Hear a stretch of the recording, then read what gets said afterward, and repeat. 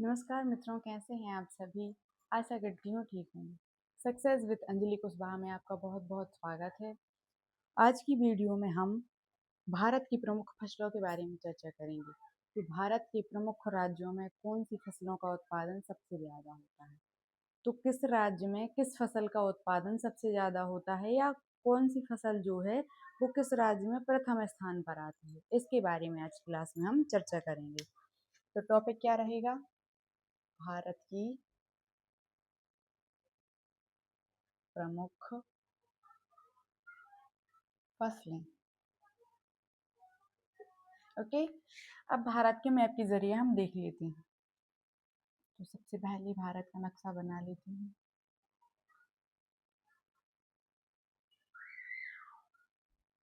आप इंडियन हैं, भारत का नक्शा बनाना आपको जरूर आना चाहिए।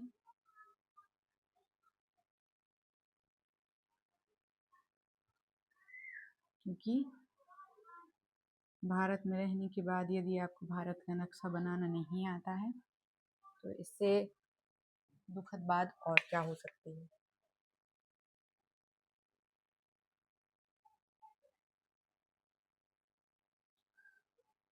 ठीक है, ये हो गया भारत का नक्शा। अब समझ लेते हैं कौन सा राज्य कहाँ पर है, फिर उसकी फसल के बारे में भी समझेंगे। तो यहाँ पे आप देखेंगे कि यहाँ पे लद्दाख की स्थिति है। ये वाला क्षेत्र है लद्दाख। ये है श्रीनगर। ये यहाँ पे फिर ऐसे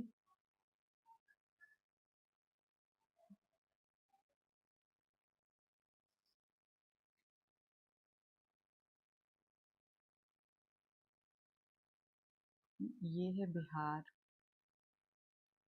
ये है उत्तर प्रदेश। ये यहाँ पे हरियाणा है। ये पंजाब है, हरियाणा। ओके, शॉर्ट से आप समझ लेंगे। फिर ये देखेंगे आप, ये राजस्थान है। यहाँ का इतना हिस्सा हो जाएगा गुजरात।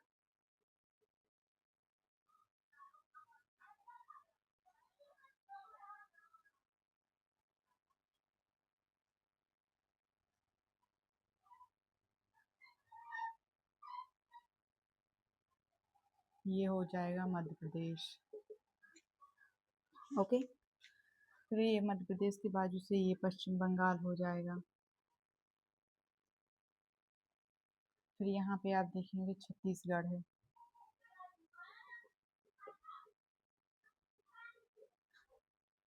यहाँ पे हिस्सा हो जाएगा महाराष्ट्र का। यहाँ पे ऐसे आप देखेंगे कर्नाटक है। यहाँ पे केरल है।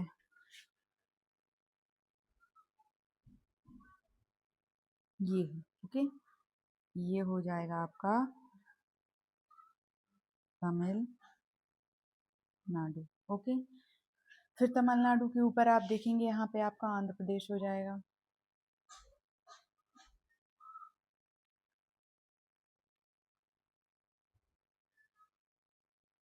ये आंध्र प्रदेश हो गया। ये तेलंगाना हो जाएगा।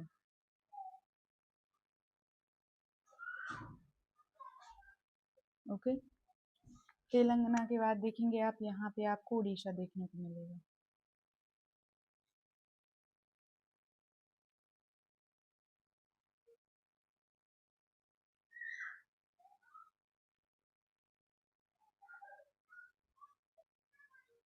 ठीक है, फिर ये पश्चिम बंगाल हो गया। तो अब देख लेते हैं इनकी प्रमुख फसलों के बारे में। तो सबसे पहले यहाँ से बात करते हैं लद्दाख से।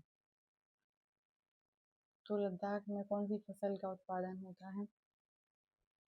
लद्दाख में जो प्रमुख फसल है आप देखेंगे कि सेब। क्योंकि सेब यहाँ पर इसलिए होता है क्योंकि यहाँ की जलवायु ठंडी होती है।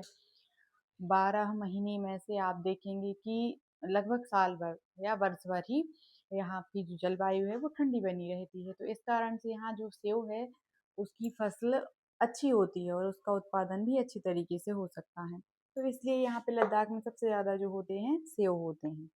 फिर आप देखेंगे कि इसके साथ एक और चीज होती है, केसर। तो ये जो क्षेत्र है यहाँ पे आप ये टैग ऐसे एरो लगा के भी लिख सकते हैं, सेब और केसर। कहाँ पर? लद्दाख में। श्रीनगर में क्या होता है? श्रीनगर में केवल सेब होते हैं। क्या होता है श्रीनगर में? केवल सेब। फिर इसके बाद देखें पंजाब की बात। तो पंजाब में आप देखेंगे कि गेहूं ज़्यादा होता है। मतलब आप देखेंगे ये जो क्षेत्र है पंजाब का, हम अभी वो बता रहे हैं आपको कि गेहूं क्यों ज़्यादा होता है। देखो, सबसे ज़्यादा जो गेहूं है वो तो उत्तर प्रदेश में होता है, लेकिन प्रति हेक्टेयर या फिर प्रति एकड़ आप देखें तो वो गेहूं जो है वो पंजाब में सबसे ज़्यादा होता है। आप देखेंगे कि वहाँ जो नहरें हैं तो पानी की सुविधा हो गई, फिर मिट्टी भी अच्छी है। तो जो गेहूं की फसल के लिए जो उपयुक्त मिट्टी होती है वो मिट्टी भी वहाँ पे पाई जाती है। तो ये दो तीन चीज़ें। और दूसरी चीज़ जड़ोल मिट्टी। जड़ोल मिट्टी वो होती है जो नदियों के द्वारा बहा कर लाई जाती है। तो जब जड़ोल मिट्टी बहा कर लाई गई, उस स्थान का निर्माण वैसे ही हुआ है, नदियों से 5 नदियों का संगम वहाँ पे है। तो उस स्थान पे फसलों का जो गेहूं है उसका उत्पादन अच्छा होता है। तो सबसे ज्यादा जो उत्पादन गेहूं का होता है वो कहाँ पे? पंजाब में होता है। पंजाब में प्रमुख फसल कौन सी है? गेहूं। ओके। फिर आप देखेंगे कि राजस्थान। राजस्थान में आपको देखने को मिलेगा बाजरा, तिलहन और जौ। इसका मतलब समझते हैं? मोटे अनाज वाली फसलें। बाजरा, बाजरा, तिलहन, जौ। ओके। कहाँ? राजस्थान में। देखो, राजस्थान में वही फसलों का उत्पादन किया जा सकता है जिनमें जल कम जल में ही फसलों का उत्पादन हो सके। ओके। तिलहन, जौ। राजस्थान में बाजरा, तिलहन और जौ, ये तीनों चीजों का उत्पादन होता है। फिर इसके बाद हम देख लेते हैं उत्तर प्रदेश। उत्तर प्रदेश में गेहूं, गन्ना और आलू और ज्वार, ये तीनों मुख्य रूप से गेहूं, गन्ना और आलू। ओके। ये तीन मुख्य हैं। कहाँ? उत्तर प्रदेश में। तो उत्तर प्रदेश में क्या है? उत्तर प्रदेश में गेहूं, गन्ना, आलू। फिर गुजरात की बात करते हैं। तो गुजरात की मुख्य फसल आप देखेंगे कि कपास और तिलहन। क्योंकि जो कपड़ा मिल है वो अधिकांशतः आपको महाराष्ट्र गुजरात दोनों स्थान पर देखने को मिलेंगी। तो कपड़ा मिल वहीं क्यों लगाई गई? क्योंकि यहाँ पे कच्चा माल उपलब्ध है। और कच्चा माल किससे? कपास से। ठीक है। तो गुजरात में सबसे ज्यादा जो होती है वो कपास और तिलहन फसलें। तिलहन। ओके। फिर बात करते हैं महाराष्ट्र की। तो महाराष्ट्र में सबसे ज्यादा आप देखेंगे कि प्याज होती है। ओके। सोयाबीन, गन्ना, अरहर, कपास, दमन, दीप, ये सारे जो क्षेत्र हैं इनमें ये चीजें होती हैं। कौन सा सबसे पहले नंबर पे? सोयाबीन, प्याज, कपास। कपास अधिकतर आपको दो ही राज्यों में देखने को मिलेगी, एक तो महाराष्ट्र में, दूसरा गुजरात में। ठीक है। फिर कर्नाटक पर आते हैं। कर्नाटक में कॉफी सबसे पहले। ओके। कॉफी के बाद मक्का और नारियल। देखो, एक तो मक्का इसलिए क्योंकि यहाँ पर भी आप किसी किसी स्थान पर देखेंगे तो जल की आपको समस्या देखने को मिलेगी। और कॉफी, मक्का और एक और हमने आपको क्या बताया अभी? नारियल। नारियल क्यों? क्योंकि नारियल के लिए वहां पर अनुकूल जलवायु है। नारियल के लिए जो जल की पूर्ति होती है वो खारा जल चाहिए होता है। और वैसी ही एक आर्द्रता युक्त जलवायु, नमी युक्त जलवायु की जरूरत होती है नारियल की फसल के लिए। तो वहां पर समुद्र तट से चूंकि कर्नाटक लगा है इसलिए वहां पर नारियल अधिक होते हैं। फिर इसके बाद हम देखते हैं केरल। केरल में आप देखेंगे मिर्च मसाली, जो कि विदेशों तक फेमस है। ओके, विदेशों तक फेमस का मतलब है कि विदेशों में भी इसका एक बड़ा हिस्सा हम निर्यात भारत से करते हैं विदेशों के लिए। कहाँ से? केरल से। ओके, मसाले।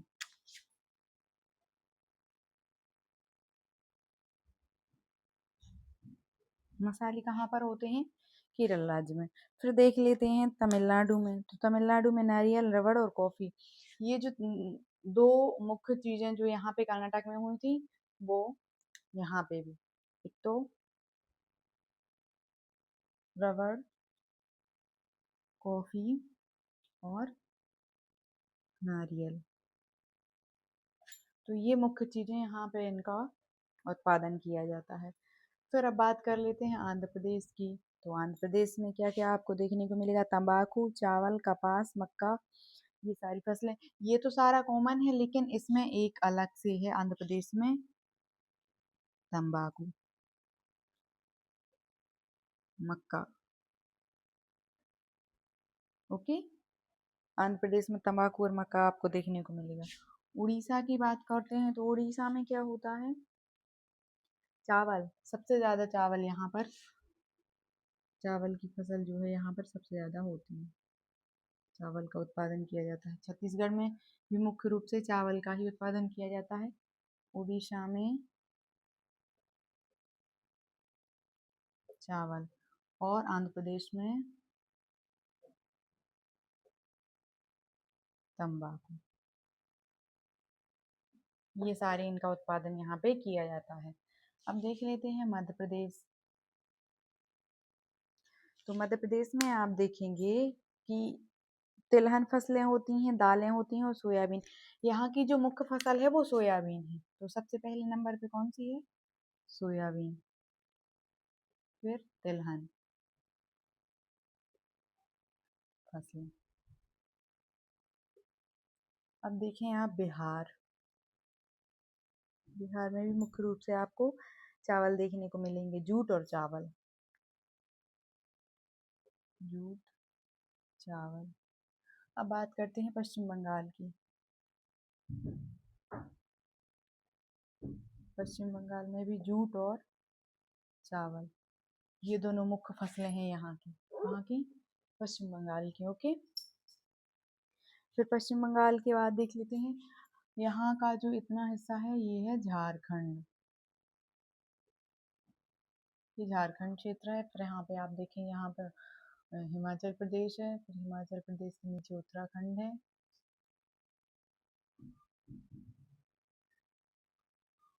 हिमाचल प्रदेश और इसी में उत्तराखंड। ओके, ये भारत के सभी राज्य हैं। फिर आप देखेंगे कि हिमाचल प्रदेश की जलवायु भी ठंडी होती है, तो यहाँ पर भी सेब का जो है उत्पादन होता है। हिमाचल प्रदेश में क्या होता है? सेब। हिमाचल प्रदेश में सेब होता है, और आप देखेंगे यहाँ पे हरियाणा में भी गेहूं होता है। हरियाणा और पंजाब में एक से एक जैसी फसल का उत्पादन होता है। ठीक है। हाँ, एक और मुख्य चीज है, ये भारत का छोटा सा राज्य है, ये है सिक्किम, जो कि आप देखेंगे जैविक कृषि यहाँ पे की जाती है। जैविक कृषि से ये आशा है कि यहाँ पे जो फसलें, जो फसलों का उत्पादन किया जाता है, उसमें जैविक कृषि का प्रयोग किया जाता है। मतलब ये जो रासायनिक उर्वरक खाद होते हैं, जो बाजार में उपलब्ध होते हैं, उनका उपयोग उसमें नहीं किया जाता है। जो सड़े गले पत्ते और मिट्टी और बाकी जो अन्य अन्यत्र जो प्राकृतिक जो खाद होती है, उसी से फसलों का उत्पादन किया जाता है। तो यदि आपको ये क्वेश्चन दिया जाए, जैसे कि भारत में ऐसा कौन सा राज्य है जहाँ पर जैविक कृषि की जाती है, तो आपको पता होना चाहिए कि वो राज्य कौन सा है? सिक्किम है। और बाकी सभी राज्यों में कॉमनली सब कुछ उगाया जाता है, हर एक फसल का उत्पादन किया जाता है, लेकिन किसी किसी राज्य में अलग अलग चीज़ें आपको देखने को मिलेंगी। जैसे पश्चिम बंगाल का मुख्य जो है वो जूट आपको देखने का मिलेगा। गुजरात और महाराष्ट्र में आपको कपास देखने को मिलेगा। ऐसे ही हरियाणा और पंजाब में गेहूं देखने को मिलेगा। हिमाचल प्रदेश, श्रीनगर और लद्दाख में आपको सेब देखने को मिलेंगे। फिर आप देखें जैसे कर्नाटक जाएंगे आपको तो वहाँ पे मक्का, कॉफ़ी, नारियल, ये तीनों चीज़ें देखने को मिलेंगी। केरल एकमात्र जो है मिर्च मसाले के लिए प्रसिद्ध राज्य है। फिर आप देखेंगे तमिलनाडु का क्षेत्र, तो वहाँ पर भी मक्का, कॉफ़ी, रबड़। रबड़ एक उसमें अलग से है, तो रबड़ आपको पता होना चाहिए कि तमिलनाडु में मुख्य रूप से आपको देखने को मिलेगी। फिर आप बात करें जैसे आंध्र प्रदेश की, तो आंध्र प्रदेश में तंबाकू मुख्य है। मक्का तो है ही लेकिन तंबाकू मुख्य है। उड़ीसा में चावल का उत्पादन किया जाता है। महाराष्ट्र में हमने आपको अभी बताया जस्ट कि महाराष्ट्र में सोयाबीन, प्याज और कपास का उत्पादन किया जाता है। ओके, तो आज के लिए इतना ही, मिलते हैं नेक्स्ट क्लास में। तब तक के लिए धन्यवाद। यदि आपको हमारी जानकारी अच्छी लगी हो तो हमारे चैनल को लाइक, कमेंट और सब्सक्राइब अवश्य करें। Thank you.